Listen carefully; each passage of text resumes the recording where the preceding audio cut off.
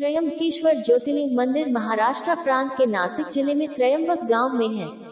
यहाँ के निकटवर्ती ब्रह्मगिरी नामक पर्वत से गोदावरी नदी का उद्गम है। इन्हीं पुण्यतो या गोदावरी के उद्गम स्थान के समीप स्थित त्रयंबकेश्वर भगवान की भी बड़ी महिमा है। गौतम ऋषि तथा गोदावरी के प्रार्थनानुसार भगवान शिव इस स्थान में वास करने की कृपा की और त्रयंबकेश्वर नाम से विख्यात हुए।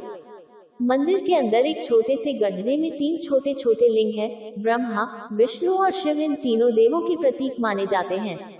शिव पुराण के अनुसार ब्रह्मगिरी पर्वत के ऊपर जाने के लिए चौड़ी 700 सीढ़ियां बनी हुई हैं। इन सीढ़ियों पर चढ़ने के बाद राम कुंड और लक्ष्मण कुंड मिलते हैं और शिखर के ऊपर पहुंचने पर गोमुख से निकलती हुई भगवती गोदावरी के दर्शन होते हैं। त्रयंबकेश्वर ज्योतिर्लिंग में ब्रह्मा, विष्णु और महेश तीनों ही विराजित हैं। यही इस ज्योतिर्लिंग की सबसे बड़ी विशेषता है। अन्य सभी ज्योतिर्लिंगों में केवल भगवान शिव ही विराजित हैं।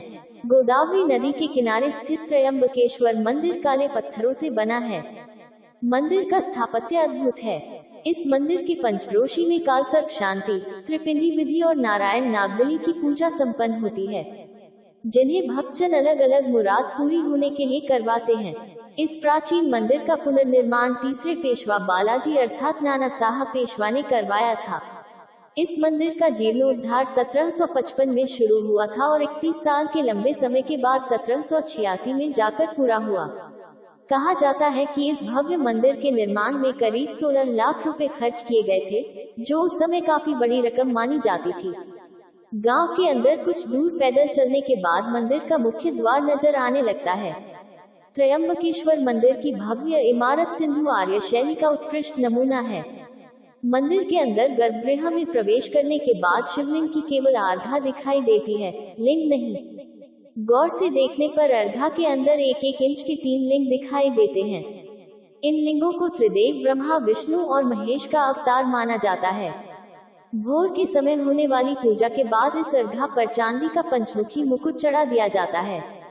त्रयंबकेश्वर मंदिर और गांव ब्रह्मगिरी नामक पहाड़ी की तलहटी में स्थित है।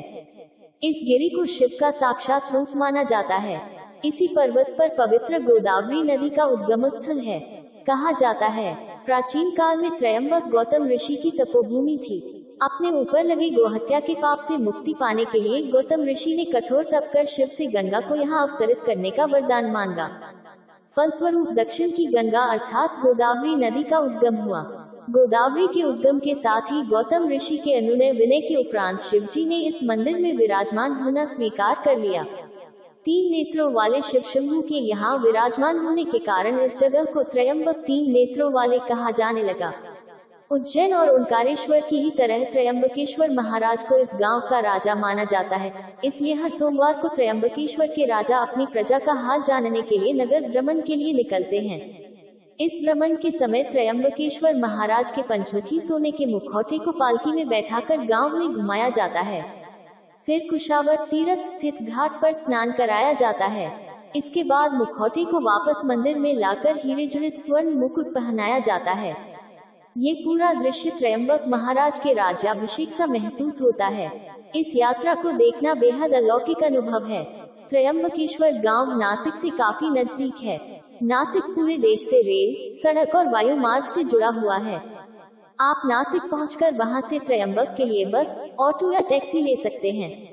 टैक्सी या ऑटो लेते समय मोल भाव का ध्यान रखें एवं पूरे नासिक घूमने के लिए टैक्सी के सिर्फ 2500 से ज्यादा ना दे एवं नासिक घुमाकर यही टैक्सी आपको शिरडी रात को छोड़ देगी। इसी धनराशि में आपको अलग से कोई धनराशि नहीं देनी।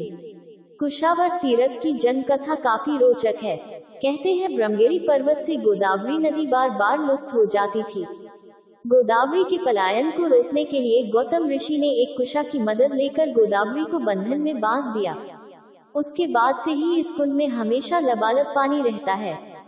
इस कुंड को ही कुशावर तीर्थ के नाम से जाना जाता है।